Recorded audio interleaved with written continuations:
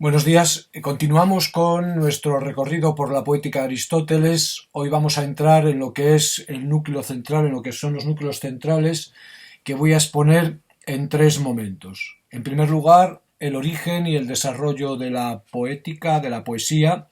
En segundo lugar, la definición y los elementos que la componen. Y en tercer lugar, la estructura. Comenzamos con el primer punto: el origen y desarrollo de la poesía, de la poética para Aristóteles. Para él, frente a lo que pensaba Platón, la poesía entra dentro del ámbito de los seres o de los procesos del mundo. Es decir, es un fenómeno no extraordinario, sino un fenómeno ordinario. Por lo tanto, está situada en un entramado de causas, y estas causas son naturales, es decir, es un fenómeno, por lo tanto, que se puede explicar y que tiene cabida en la estructura de la densidad de lo real y, por lo tanto, también tiene cabida en la estructura de la ciudad. Las causas, entonces, de la poesía, las aitiai, son physicae, son naturales, no tienen que ver entonces con nada de entusiasmo, no tienen nada que ver con elementos de alguna manera irracionales. Las causas de lo poético, las causas de la poesía para Aristóteles, y son dos causas que van a arrastrarse a través de toda la tradición occidental y van a resurgir como elemento fundamental en la determinación de qué es lo estético cuando la estética se constituya como ciencia en Occidente, es decir, en el siglo XIX, a mediados del siglo XIX. Las dos causas, las dos raíces de lo poético, de lo artístico, son la imitación, la mímesis y la fruición, la hairein, la alegría y el gozo. Os decía cuando comentábamos el Ión de Platón, y por eso os insistí, que la primera frase que le dice Sócrates a Ión es: hola Ión, me alegro de verte, hairein. El alegrarse, el verse, que en Sócrates es una palabra de uso común, se transforma ya en Aristóteles en un término técnico. Es decir, los términos técnicos del arte son términos tomados del vivir, de la vida cotidiana, y de alguna manera luego tematizados, reflexionados. Imitación, la mímesis, y la fruición, la alegría, son las dos causas entonces de la poesía. Desde esta determinación que ya centra el territorio, elabora Aristóteles una reflexión que va desde la psicología evolutiva, desde la antropología, hasta la historia de las capacidades y la historia de las artes. Hay un rasgo entonces antropológico en el arte, que es la imitación, que es algo natural, nos dice él, connatural a los hombres. El hombre es un ser entonces que en su brotar, en su fion, de alguna manera imita. La imitación es entonces symphyton, es connatural a los seres humanos, y en esto piensa Aristóteles que nos distinguimos del resto de los animales. La imitación, de este modo, también es lo que está, o una de las cosas que está, en la adquisición de los conocimientos. De algún modo, Aristóteles insinúa, y esto sería una afirmación que habría luego que explorar en ámbitos como la dialéctica, la filosofía de la ciencia, Aristóteles insinúa de alguna manera que la imitación es fuente primaria, utiliza la palabra prota, es decir, primaria, es fuente primaria de la adquisición de conocimientos rigurosos. La palabra que utiliza aquí, para lo que se traduce por conocimiento, es mathesis, de donde viene la palabra matemáticas, mathesis. El hombre, el ser humano, antropológicamente, disfruta imitando y disfruta viendo imitaciones, de tal manera que dice incluso cosas que nos son naturalmente molestas, cuando las vemos imitadas, las vemos representadas, de algún modo nos divierten, nos agradan. Por lo tanto, la imagen, el icono, sirve para distanciarnos también, para alejarnos, pero a la vez alejarnos apropiándonos de las fuentes de la vida, de lo vital.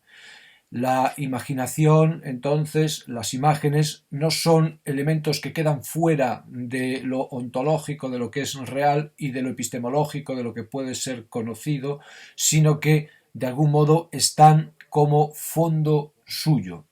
Las imágenes ayudan, dice Aristóteles, a aprender. Son entonces parte importantísima y probablemente sustancial del proceso de aprendizaje. Vemos aquí la diferencia de la teoría del conocimiento de Aristóteles con la teoría del conocimiento de Platón, en el que las imágenes de alguna manera se desdeñan como sombras de sombras. Aquí las imágenes es el lugar por donde empieza o casi empieza el conocimiento, el aprendizaje.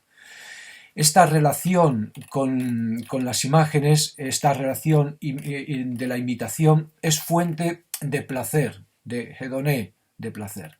Y el placer que nos provocan las imágenes es un placer doble, un placer mediante que se debe a la ejecución, me complace aquello que está bien hecho, la imagen bien trazada, pero sobre todo el disfrute viene para Aristóteles de lo que él denomina el reconocimiento, que veremos luego, que es una categoría fundamental de la poética de Aristóteles. La imagen me hace disfrutar porque está bien ejecutada, porque la imitación es buena, pero sobre todo me hace disfrutar porque siendo la imitación buena me permite reconocer lo imitado, me hace encontrar algo que yo conozco de otra manera y de algún modo descubro la potencia de lo real en ese conocer. Es un disfrute, por lo tanto, un disfrutar que tiene carácter cognoscitivo, carácter epistémico.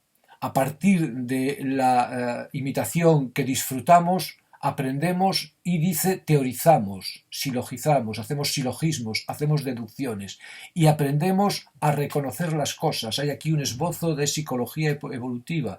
Yo aprendo por el reconocimiento a través de la imitación mediante imágenes y aprendo a decir, sí, esto que aparece es lo que ya había visto, luego es esto.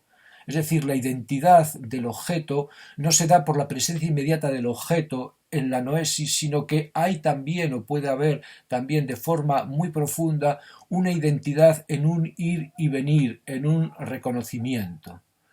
Aprendo qué es cada cosa, la voy reconociendo, voy aprendiendo a través del reconocimiento repetitivo por imitaciones fruitivas, repetitivas de las cosas del mundo, qué es cada cosa, qué es cada persona. Aquel es aquel. Este que aparece con estos rasgos era aquel que conocí también de otra manera.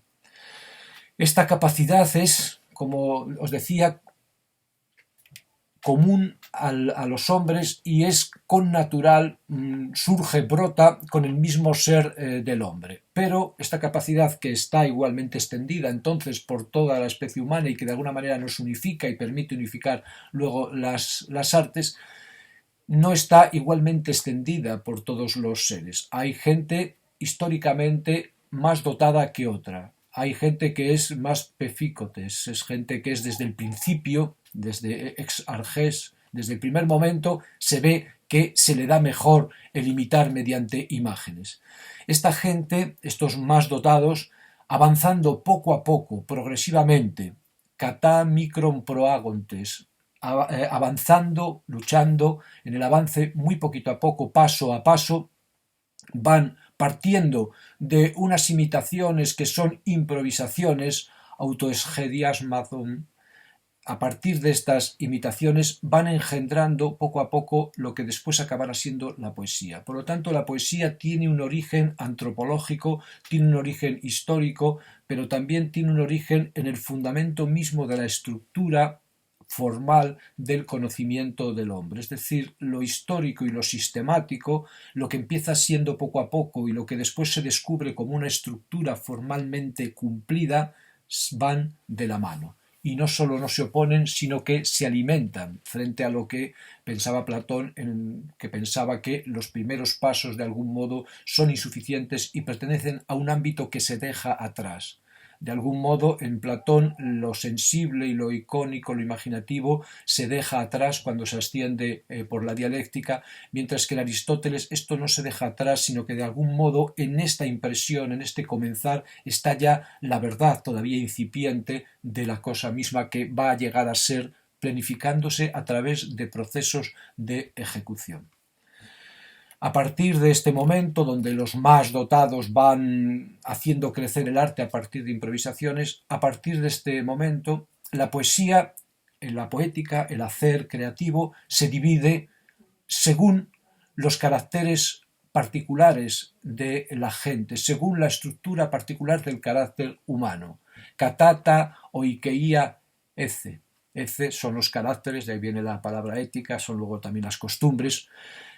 Oikeia es un término muy importante. Oikeia significa lo que es peculiar, lo que es propio. Luego va a acabar siendo la propiedad y luego va a acabar siendo también la casa donde yo soy propiamente y el modo en el que soy propiamente haciéndome un lugar en el mundo. La oikeia es un término que será luego tematizado bajo el nombre de oikeiosis por los estoicos y que luego dará lugar al concepto del conatus essendi, por ejemplo, en Spinoza y gente así. Es un concepto muy importante. El ser humano, de alguna manera, se va apropiando de lo real y a partir de esa apropiación va siendo propiamente tal, de tal manera.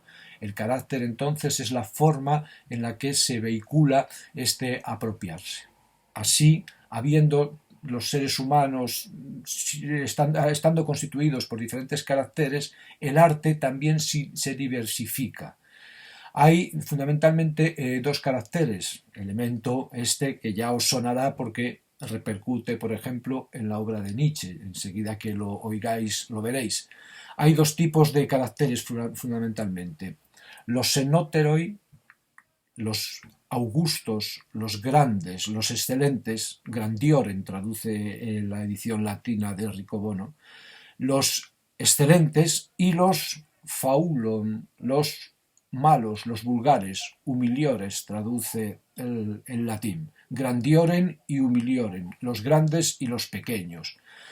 Los grandes, los somnoteroi, imitan haceres bellos y buenos, tienden entonces a la bondad y la belleza. Sabemos que en el mundo griego la belleza, kalos, está subordinada al bien, la agazos, que es la idea primera. De algún modo entonces los buenos imitan bellamente de forma estructural, bello y bueno, kalos kai agazos, se dice conjuntamente. Los buenos entonces imitan bellamente, los grandes imitan buenamente y elaboran himnos y encomios. Es una poesía positiva, por decirlo así. Los faulon, los malos, los vulgares, los ruines, imitan los haceres bajos, los haceres ruines, pobres, y componen invectivas. Son pensadores, son poetas pensadores excesivamente críticos, por decirlo así. ¿Veis?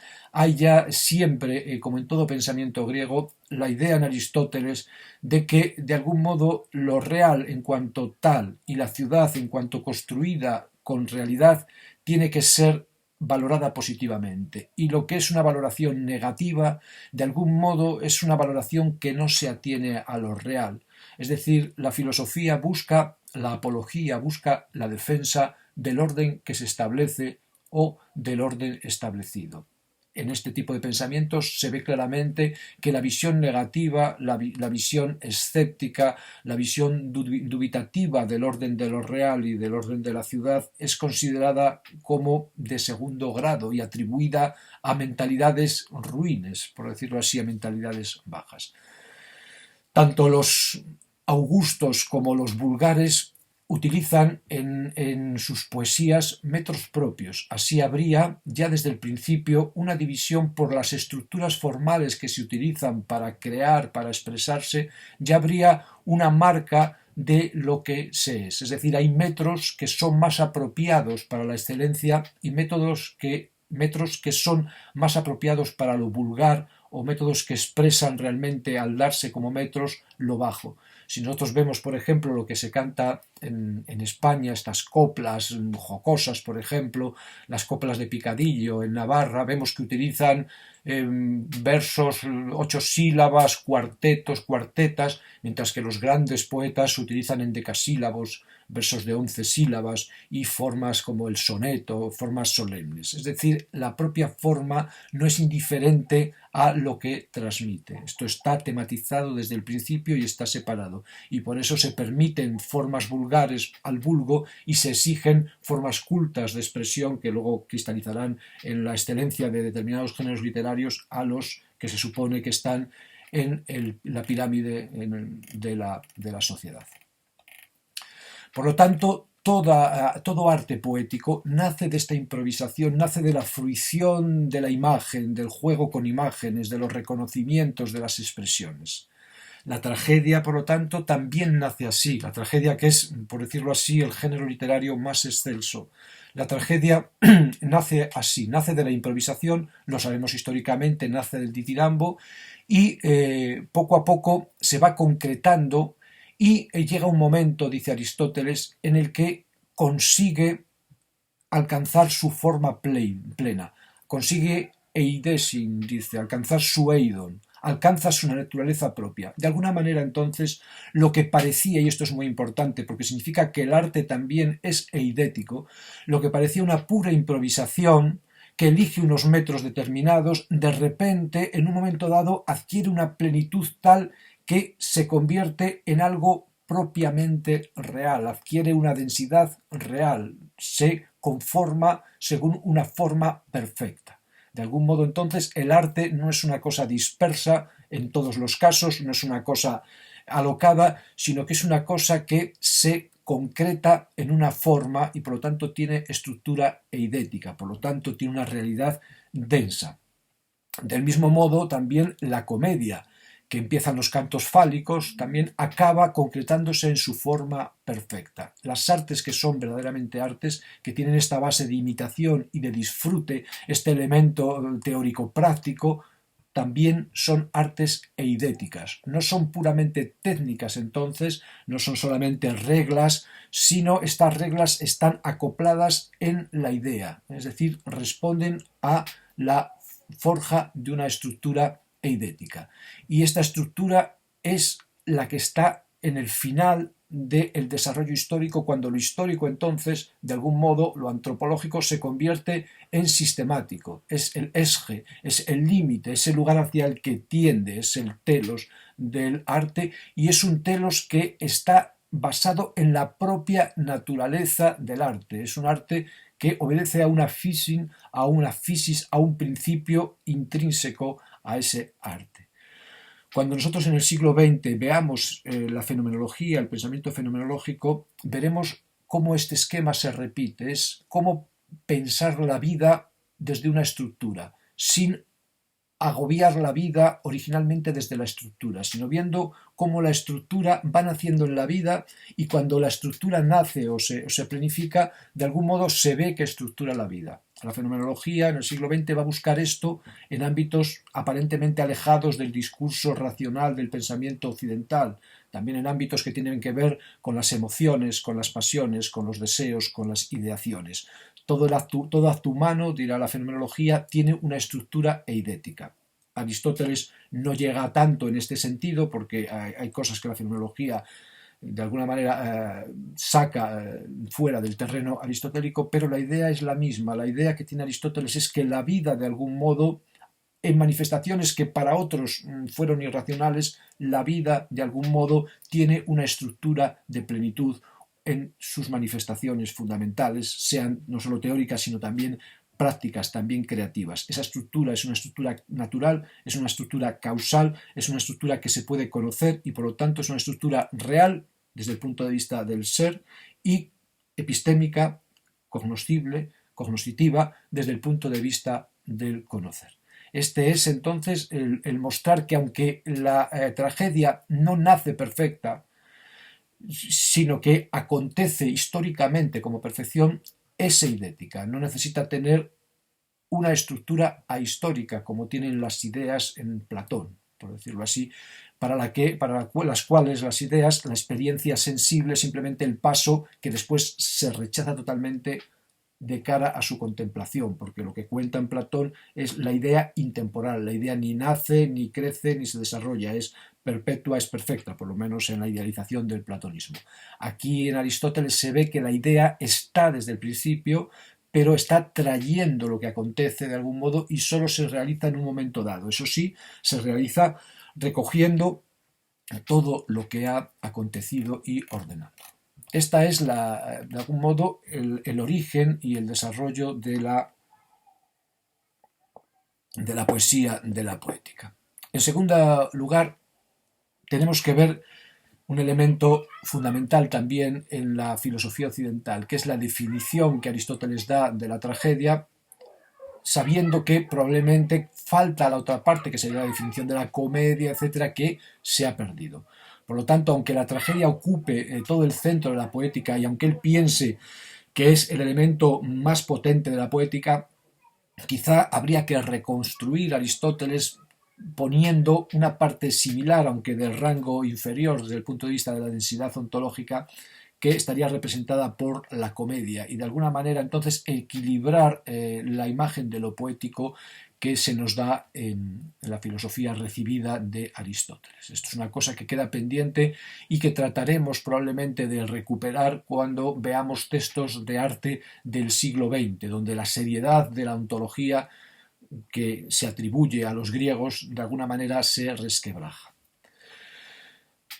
¿Qué es la tragedia? ¿Cuál es la definición de la tragedia? La definición de la tragedia de Aristóteles es una definición que ha quedado marcada como una definición canónica para el pensamiento occidental. Es la mimesis praxeos espudaías kai teleías megethos ejuses, que dicho en castellano significa la imitación de una acción esforzada y completa de cierta amplitud.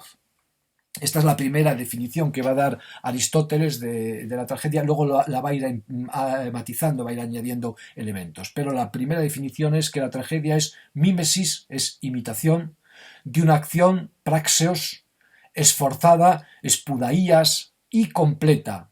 Y escaí, completa es teleías, de un tamaño, megethos, de cierta amplitud, de un tamaño importante, ejuses. Praxeos, entonces, mímesis ya sabemos lo que es la imitación, ¿no? Es el elemento clave, lo vimos antes. El arte es imitación, ¿no? de algo, imitación de algo real. El concepto praxeos significa que la acción artistizada se incorpora al horizonte de la ciudad, porque se incorpora no solo la acción, sin más, la praxis que ya estaba incorporada, igual que en todo momento estuvo incorporada la contemplación, la teoría, sino que se incorpora la acción en cuanto imitada. Es decir, lo imitativo, lo artístico, se incorpora a la ciudad. En la ciudad estaba ya lo teórico, lo sabemos en Platón, estaba ya lo ético, lo político, que es el ámbito tradicional de la praxis, y entra ahora la imitación de ese hacer, la imitación de la praxis, la mímesis. Esto es un paso, como os digo, decisivo en el transcurso del pensamiento griego. ¿Qué acción es la que se puede incorporar a la ciudad como constitutivo de la ciudad, como elemento educativo del ciudadano? No cualquier acción. No cualquier acción, lo vimos antes ya, hay una jerarquía de acciones. Y no toda acción es digna de ser incorporada a la ciudad. Nos falta la parte de la comedia y no sabemos cómo incorporaría Aristóteles la comedia a la ciudad.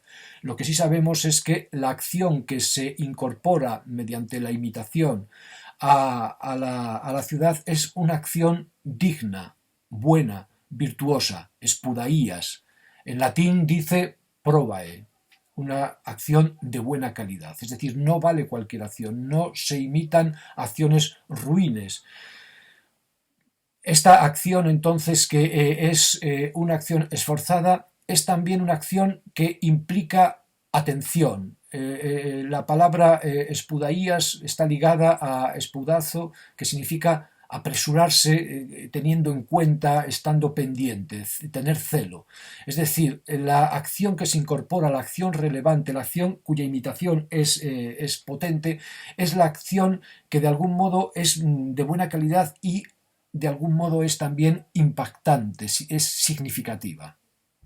Es además una acción que no puede quedar en el aire, no puede quedar simplemente esbozada, ni puede estar compuesta de fragmentos que no se componen. La acción tiene que ser cumplida, teleías, es decir, una acción finalizada, pero no solo terminada en el sentido temporal de acabada, sino que tiene que tener como un cumplimiento interno, tiene que ser una acción redonda, es decir, veis que las acciones que se imitan son acciones impactantes, por decirlo así, y que no dejan duda de lo que son, porque se presentan en toda su plenitud, con toda su fuerza. La imitación entonces imita la fuerza de las acciones. Lo vamos a ver esto con mucho detenimiento. No imita los caracteres, no imita lo subjetivo, no imita lo que me parece a mí, lo que yo estoy sintiendo, no. La política que está detrás de esta incorporación de la poética es una política que pide al arte que me ponga delante con claridad, con verdad, imitando perfectamente una acción elevada, muy potente, que de algún modo cataliza, que de algún modo sacude, que de algún modo pone en tensión y hace unirse y hace constituirse a la ciudad. La tragedia, en sentido estricto, era una representación teatral que se hacía en unas fiestas pagada por el dinero de los ciudadanos con un tema que interesaba a los magistrados y a la ciudad y que por lo tanto tenía un significado de primer orden en cuanto a la estructura de la ciudad, en cuanto al vivir de la ciudad. Por eso Aristóteles, reflexionando sobre las tragedias tal como se dieron, recalca este hecho fundamental. Es una acción esforzada, es una acción digna, es una acción potente y además es una acción completa, que no deja lugar a dudas, que es perfecta en su género. Esto condiciona la estructura misma de la tragedia en cuanto género literario y no hace que cualquier desgracia, cualquier catálogo de desdichas sea una tragedia. No, la tragedia exige concentración, exige plenitud y exige algo que es muy característico del pensamiento griego, que es finitud. El telos también indica fin, indica finitud. Para los griegos, lo finito es perfecto, porque la belleza es la proporción dentro de lo finito, es el equilibrio, es el orden dentro de lo finito, que es lo bueno también, es lo que nos permite en cada momento hacer correspondencias, razonar, relacionar y saber a qué atenernos. Lo indefinido, lo excesivamente grande, desborda el ámbito de la captación y por lo tanto es irracional, no puede ser legein, no puede ser agrupado, no puede ser logos, no puede ser estructurado, no puede ser manejado y por lo tanto desestructura la ciudad. Tenéis que ver esto también luego cuando se hable posteriormente de formas de imperio, de formas de universalidad, como fue la cristiandad. Hay que verlo porque el marco donde se recortan los conceptos y donde se recortan las acciones cambia. Se dice que la crisis del imperio alejandrino vino también por aquí, la crisis que siente el individuo, que le hace romper con la polis y preguntarse ya entonces directamente por sus jece, por sus caracteres, por la salvación de su alma. El individuo que vive en la ciudad polis, en la ciudad griega tradicional, no es significativamente primero en cuanto individuo sujeto, sino que forma parte de una estructura finita en la que de algún modo su individualidad está perfectamente articulada en esa totalidad cerrada y perfecta. Cuando llega el imperio, cuando llegan luego los grandes imperios, esa relación, esa proporción, esa razón, ese acceso inmediato a las cosas, al conocimiento, al gobierno, desaparece, la autoridad se vuelve indefinida y el sujeto entonces queda a la intemperie y se descubre como sujeto. Es cuando se dice entonces, en el siglo II a.C., la gente se empieza a preguntar por la salvación de su alma, por qué va a ser de mí, por quién soy yo. Era una pregunta que en los universos anteriores no se formulaba de forma radical, porque tú ya sabías quién eras y porque tú ya estabas salvado. Estabas salvado porque vivías en una polis perfectamente ordenado y eras un ciudadano de esa polis y tenías todas las referencias al alcance de tu mano.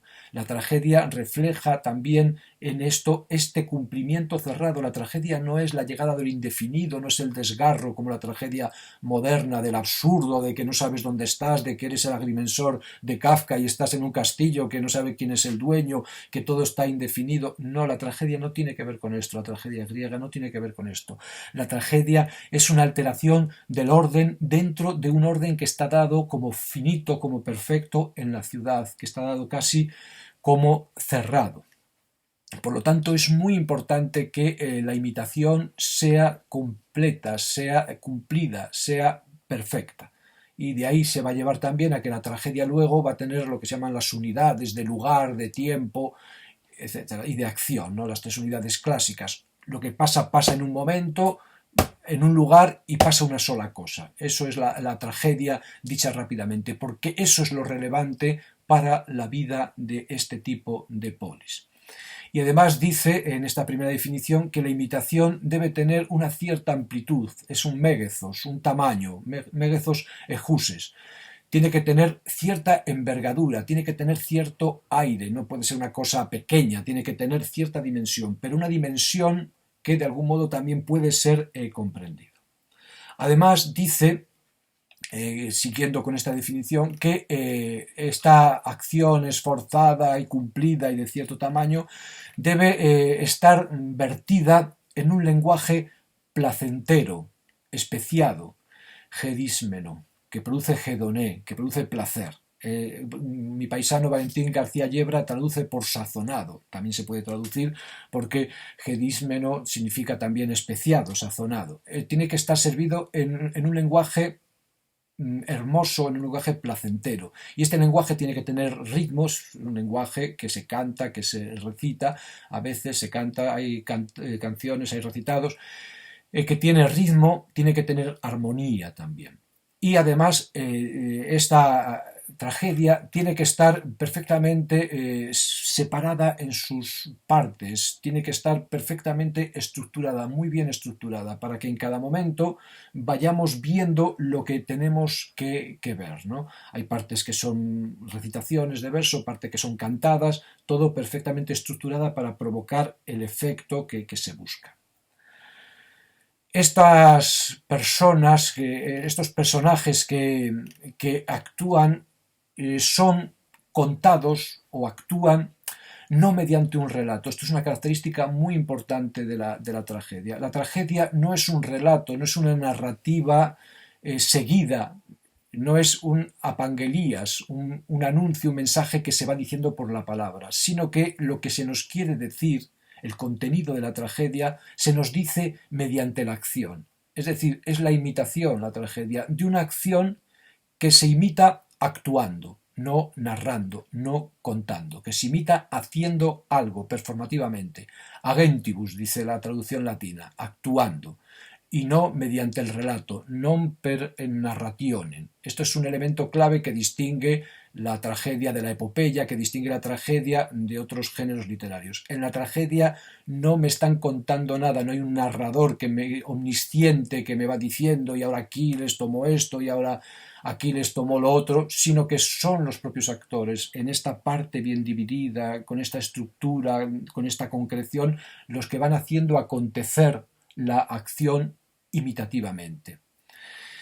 Y lo que hace, y ahora viene otro elemento clave, lo que hace la tragedia es que operando en esta acción mediante, dice Aristóteles, compasión o piedad, eleu, y temor, miedo, fobo, misericordiam et metus, dice el latín. En la tragedia, entonces, en esta actuación, lo que se busca es, mediante la compasión y mediante el temor, mediante la provocación de la compasión y el temor, porque la tragedia, lo vais diciendo después, consiste fundamentalmente en un cambio de fortuna, en un cambio de la posición que tú ocupas en el mundo. Tú crees que eres como Edipo, un buen rey, y de repente descubres que eres el asesino de tu padre. Este cambio, este giro, provoca temor, provoca compasión, y eso es lo que busca expresar la tragedia. Compasión y temor. ¿Para qué compasión y temor? Para purgar, dice Aristóteles, para purgar, para purificar los afectos, tales afectos, para purificar de alguna manera la estructura, de alguna manera disruptiva de lo ciudadano. La tragedia, imitando entonces, busca mediante la compasión y el temor, imitando acciones esforzadas, busca purgar tales afecciones, busca purgar las pasiones. En el fondo, lo que busca purgar la tragedia, tal como yo lo veo, no son solo las pasiones que agitan a los seres humanos, los temores, los miedos, los deseos, sino sobre todo en cuanto ponen en peligro el orden de la ciudad. La tragedia es una representación, entonces, que mediante la purificación, mediante la catarsis, que es el término técnico de purificación, lo que busca es que todos aquellos elementos dudosos que habitan la conciencia de los ciudadanos, ¿por qué esto va mal? ¿Por qué me siento mal? ¿Esto podría ir mejor? ¿Esto podría ir peor?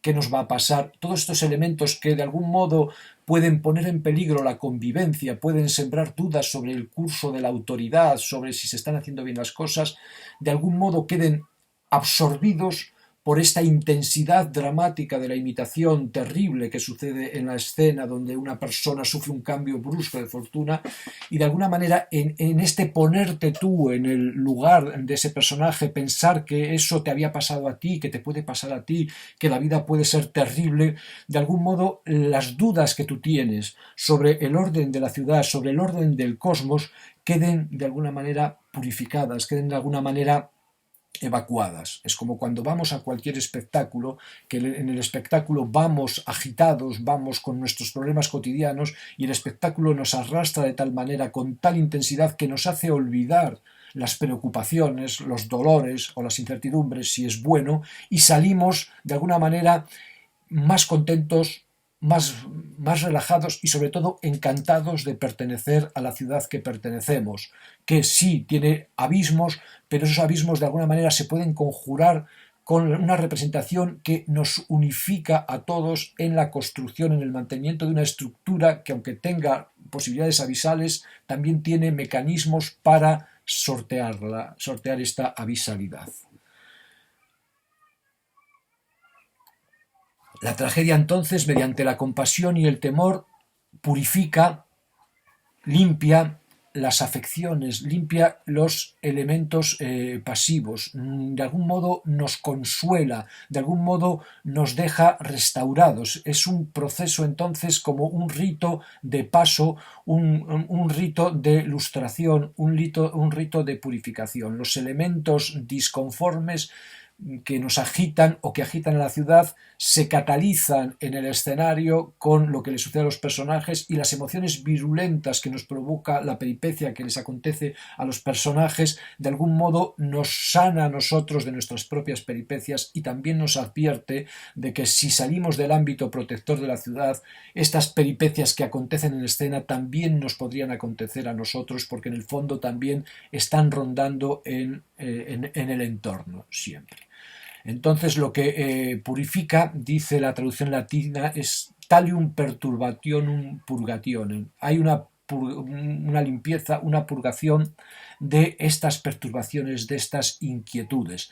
Nosotros nos compadecemos vivamente de la suerte de Edipo y tenemos miedo también de lo que le pasó a él o de lo que nos puede pasar. Y estas emociones tremendas, estas oscilaciones, de algún modo, nos socializan con más fuerza. Por eso la tragedia es un acto fundamentalmente político y es también una apología, una defensa de la ciudad, mostrando lo que podrían ser los elementos disruptivos, tanto cosmológicos como psicológicos, y viendo mediante una acción, mediante un espectáculo, cómo podemos de alguna manera sanar estas preocupaciones.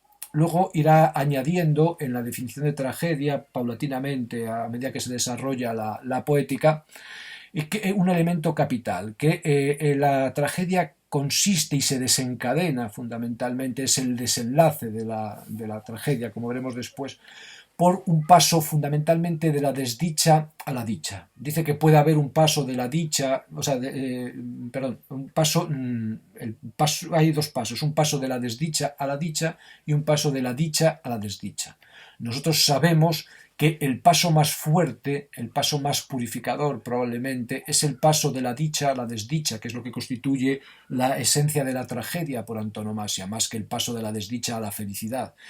El hecho brutal de que una persona que es inocente desde nuestro punto de vista se vea castigada con ferocidad por unas cosas que él ha hecho pero no sabía que estaba haciendo eso, como le pasa a Edipo, que mata a su padre en una polémica porque le cierra el paso sin saber que es su padre y lo mata con justa razón desde cierto punto de vista, y luego se casa con la mujer del que no sabe que es su padre, que resulta que es su madre por unas complicaciones de la historia. En este paso de la dicha de Edipo, que era un ser feliz, que era el rey de Tebas y que de repente pasa a la desdicha más extrema, es donde está probablemente la mayor fuerza de la tragedia. El otro, el paso de la desdicha a la dicha, es más consolador, es más confortador, pero de alguna manera nos remueve profundamente menos, es menos profundo, por decirlo así.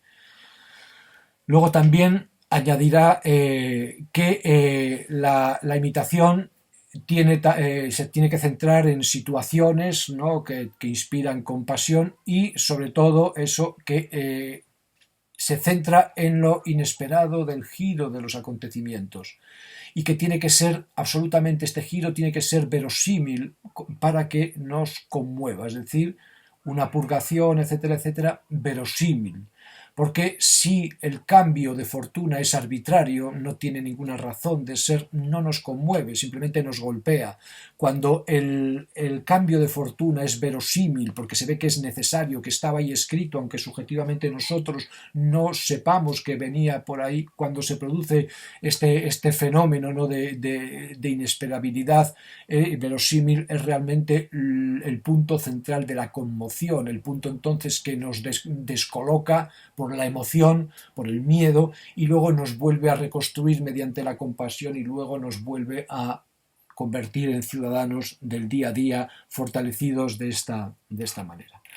Analiza luego, dentro de esta definición de la tragedia, desarrollando algunos puntos, los medios para esta imitación, el decorado, la melopoia, la música, la lírica, la alexis, la educación, la elocución, y luego se detiene un poco en los personajes.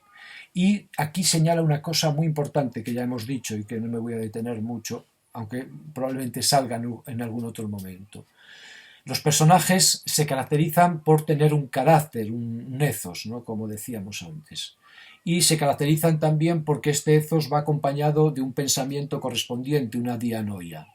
Pero de algún modo este ethos y esta dianoia que causan las acciones no son lo más importante de la tragedia, no son lo más importante, porque lo importante de la tragedia no son la subjetividad de los personajes o los personajes en cuanto seres subjetivos.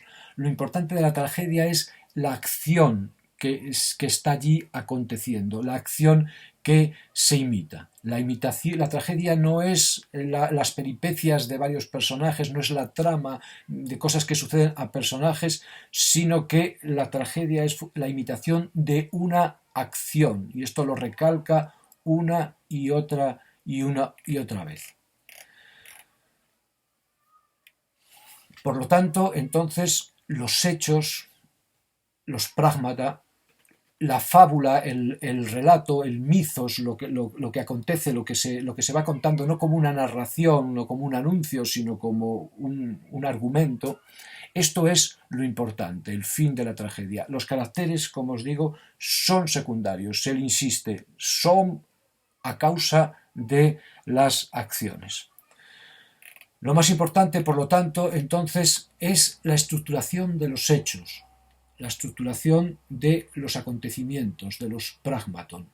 Y esta estructuración es lo que se llama el mythos. Se traduce de varias maneras, traduciríamos como relato, García Yebra traduce por fábula.